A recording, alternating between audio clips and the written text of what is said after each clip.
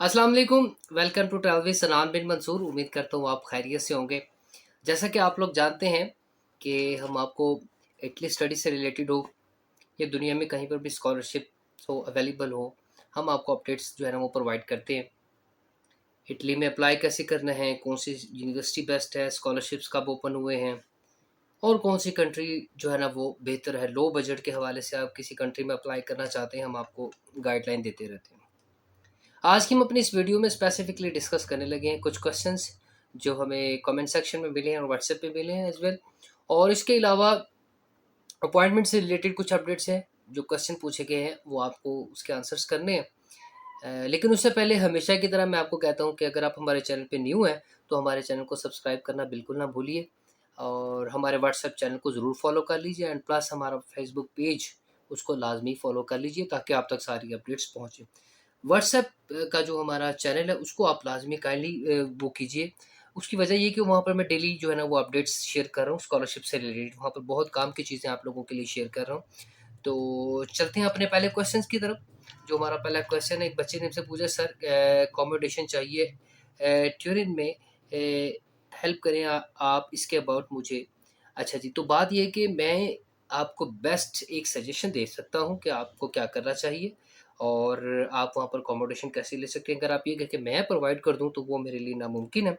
तो बात ये है कि सबसे पहले तो आप अब यूनिवर्सिटी में जहाँ पर आपने अप्लाई किया तो आप वहाँ पर एप्लीकेशन सबमिट करवाएँ अकोमोडेशन के लिए, क्योंकि ज़्यादातर स्टूडेंट्स को यूनिवर्सिटीज़ जो है ना वो अकोमोडेशन प्रोवाइड करती है।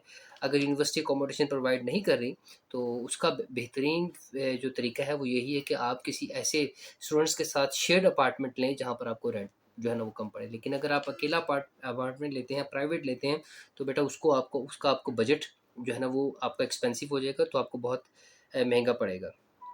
मैं आपको दो एक वेबसाइट बताता हूँ, इसको आप चेक कर लीजिए और यहाँ पर माइट बी पॉसिबल कि आपको जो है ना वो अकोमोडेशन आपका मसला हल हो जाए। For example housing anywhere and Spotahome and Uniplaces, इसको आप चेक कर लीजिए। इंशाल्लाह ये जो है ना आपके लिए बड़ा बेस्ट हो जाएगा, ठीक है। लेकिन सबसे पहले मैं आपको सजेस्ट यही करूँगा कि आप प्लीज़ यूनिवर्सिटी में पहले लाजमी अप्लाई कीजिए। नेक्स्ट क्वेश्चन है, अस्सलाम वालेकुम, काइंडली मुझे गाइड कर दीजिए। मेरा इटली यूनिवर्सिटी में एडमिशन हुए, मेरे पास प्री इनरोलमेंट है यूनिवर्सिटी की तरफ से, टू टाइम एम्बेसी को ईमेल फॉरवर्ड हो चुकी है, मैं बार बार ट्राई कर रही हूँ, अपॉइंटमेंट बुक नहीं हो रही। हम्बल रिक्वेस्ट, मुझे अपॉइंटमेंट के लिए तरीका बताएं, कैसे पॉसिबल होगा। ओके, अच्छा जी। बेटा पहले तो मैं आपको मुबारकबाद भी देता हूँ। Many congratulations, you are not only that you got the pre enrolment summary, there are lot of students, thousands of students जिन्होंने ये प्री इनरोलमेंट समरी हासिल की है और उनके डॉक्यूमेंट्स भी कंप्लीट है, everything is complete, but right now they are seeking for appointment. Italy का जो सबसे मेन इशू है ना वो है ही अपॉइंटमेंट का इशू। मैं इंशाल्लाह कमिंग डेज में एक वीडियो बनाऊंगा जिसमें मैं बताऊंगा कि आपको एक इस वाले बजट में जो आप इटली के लिए यूज़ कर रहे हैं उसके लिए आपके लिए कौन सी कंट्री जो है ना वो और ज़्यादा बेहतर रहेगी। तो बात ये है कि बेटा आप जिधर भी चली जाएं, आप इटली के लिए, मैं आपको एक बात बताऊँ, इटली के लिए जो है ना वो आपको अपॉइंटमेंट परचेज करनी पड़ती है। मैं ये बात तकरीबन 100 मरतबा कह चुका हूँ। अगर मेरी 100 वीडियोज़ मौजूद है ना अभी मेरे चैनल पे, और उन 100 वीडियो में मैंने यही कहा है कि इटली में स्टडी अप्लाई करने के लिए आपको अपॉइंटमेंट का भी अपना अलहदा बजट रखना पड़ेगा। अब जब आपके पास वो बजट नहीं है, जब आपके पास आपको अपॉइंटमेंट नहीं मिलती, तो बेटा बहुत सारे बच्चे परेशान हो जाते हैं कि सर अब क्या करें, अपॉइंटमेंट नहीं मिल रही, सारा करियर तबाह हो जाता है, टाइम ज़ाया हो जाता है। तो खुदारा प्री प्लानिंग के साथ चले, मैंने बड़ी डिटेल वीडियो बनाई हुई है, आप प्लीज़ वो सुनिए, वो देखिए कि आप फिर मुझे ही दुआएं देंगे कि सर आपने बिल्कुल ठीक कहा था। अगर आप नॉर्मल अपॉइंटमेंट के इंतज़ार में बैठेंगे ना तो बेटा आपको अपॉइंटमेंट नहीं मिलेगी, या आप मुझसे लिखवा लें। और बाज़ लोग हैं जो मेरी वीडियो ये वाली बातें करने के बाद वो कहते हैं कि सर आप एजेंट के साथ मिले हुए हैं, आप लोगों को कन्विंस कर रहे हैं कि आप एजेंट के पास जाएँ, उनसे जो है ना वो अपॉइंटमेंट लें। मैं बारहा कह चुका हूँ भाई, मेरा एजेंट्स के साथ कोई ताल्लुक नहीं। मैं खुद एक प्रोफ़ेसर हूँ। मैं अल्हम्दुलिल्लाह पढ़ाता हूँ, मुझे पता है, मेरा ये काम है, इमिग्रेशन का काम है मेरा, तो मैं आपको क्यों गलत सजेस्ट करूँगा? अगर मुझे ये बातें ना पता होती तो मैं आपको बिल्कुल ही ना बताता। बात ये है कि आप इस चीज़ को एक्नॉलेज कीजिए। मुझे बताएँ यूके का अपॉइंटमेंट का इश्यू क्यों नहीं है? मुझे बताएँ यूएस का जब आप F1 अप्लाई करते हैं उसका इश्यू क्यों नहीं है? फ्रांस का इश्यू क्यों नहीं है? इसके अलावा आयरलैंड की अपॉइंटमेंट का इश्यू क्यों नहीं है? क्या मसला है वहाँ? यहाँ पर जनाब अली मिली भगत के साथ ये अपॉइंटमेंट महँगी एक्सपेंसिव सेल करते हैं। उनको पता है बच्चों ने इटली जाना है। उनको पता है इटली के डॉक्यूमेंट आराम से तैयार हो जाते हैं। तो इसकी वजह से ये इश्यूज़ आते हैं अपॉइंटमेंट के।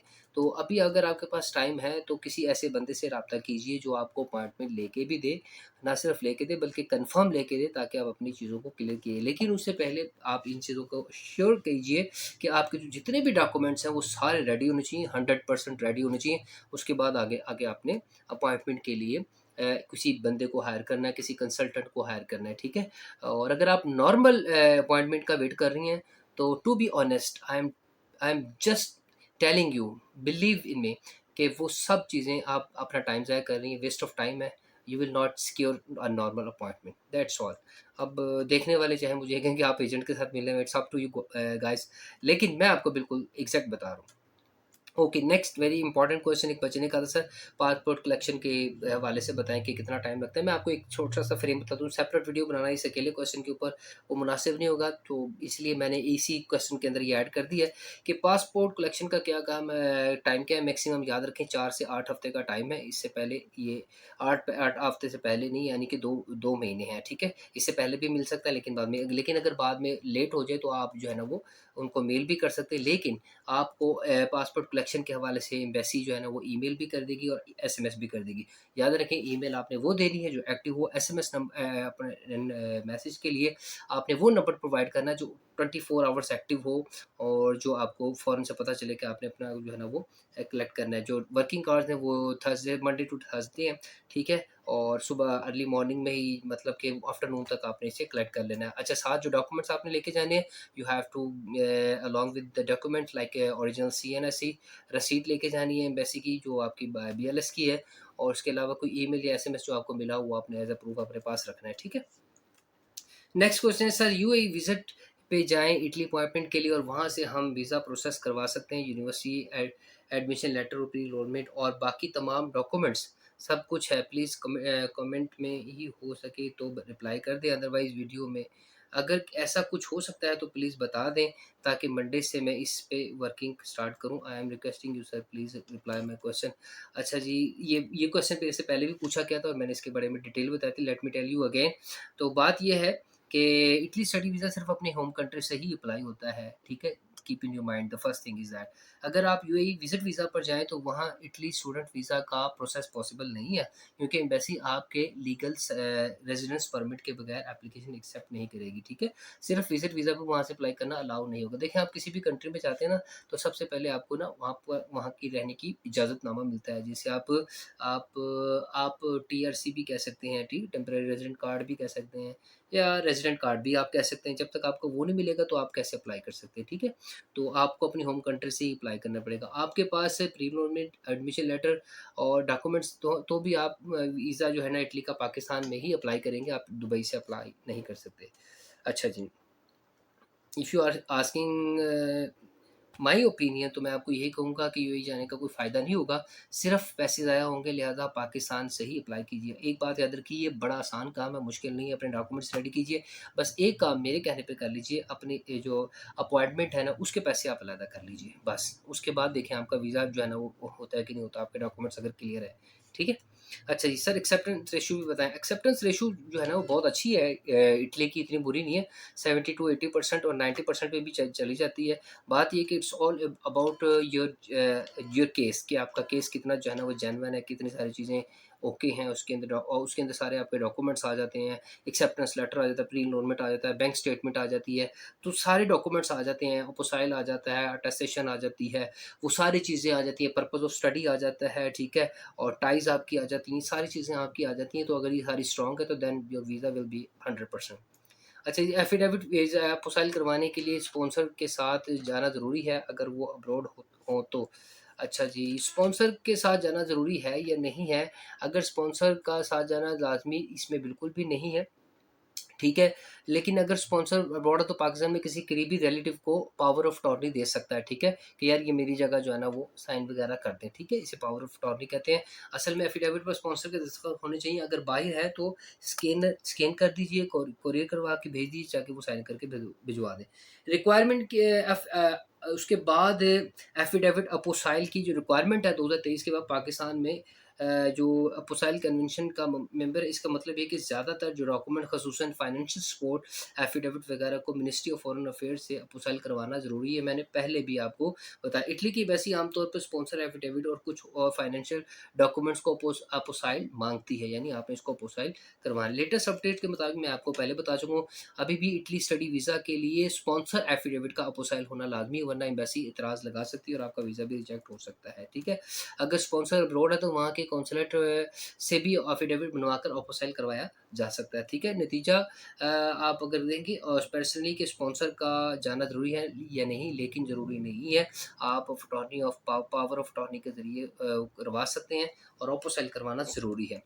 अच्छा ये सर, बैंक स्टेटमेंट में सेविंग अकाउंट अटैच कर सकते हैं, उसमें 30 लैक्स है पर करंट अकाउंट में नहीं है इतने पैसे। अच्छा जी, बात ये है कि bank statement strategy Italy study के लिए जो सेविंग अकाउंट या करंट अकाउंट दोनों में से कोई भी अटैच कर सकते हैं, कोई इशू नहीं है। असल शर्त ये है कि सफिशिएंट बैलेंस मौजूद है या नहीं है, that's all, fees plus living expenses. ठीक है, सेविंग अकाउंट एक्सेप्टेबल है, करंट अकाउंट में पैसे नहीं है तो डेफिनेटली आपको कोई मसला नहीं। देन आपको स्पॉन्सर करवाना पड़ेगा, जो बनता है उसका एफिडेविट लगवाना पड़ेगा और देन उसको अपोसाइल भी करवाना पड़ेगा। डॉक्यूमेंट जो आपने अटैच करने हैं, bank statement, 6 month account maintenance certificate है, स्पॉन्सर एफिडेविट अपोसाइल है, सेविंग अकाउंट है, और फिर इसके बाद आपकी जो क्लोजिंग बैलेंस है वो अराउंड अबाउट 30 लैक्स जो भी आपने कहा वो होना चाहिए, अदरवाइज 25 लाख तक की जो है ना वो क्लोजिंग स्टेटमेंट मांगेगी।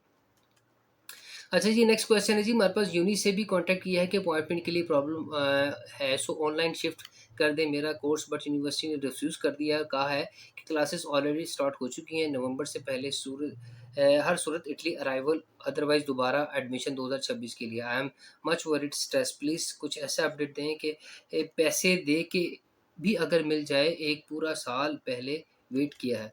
अच्छा जी, ये अभी ऊपर मैंने जो क्वेश्चन का आंसर आपको दिया ना, उसको आप काइंडली ज़रूर सुन लीजिए।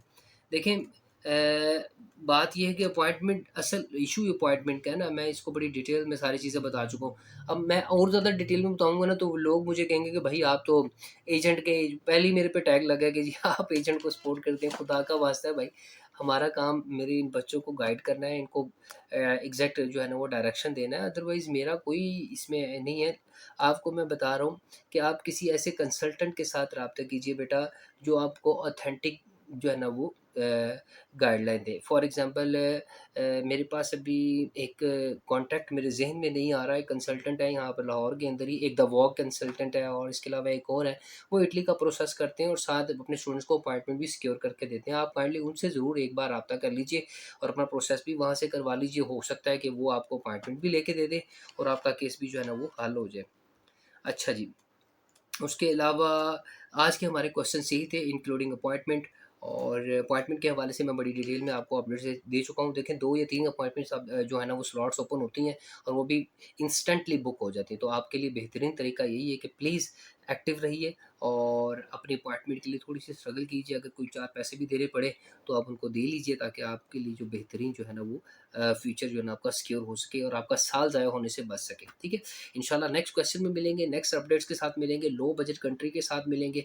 आपके लिए कंपैरिजन लेके आऊँगा कि यार आपको किस कंट्री में, इटली के अलावा आप इतने बजट में किसी और कंट्री में किस तरीके से स्टडी कर सकते हैं। इंशाल्लाह आपके लिए वो अपडेट्स भी लेके आऊँगा। तब तक के लिए आप अपना ख्याल रखिए। Thank you so much for watching travel with सनान बिन मंसूर।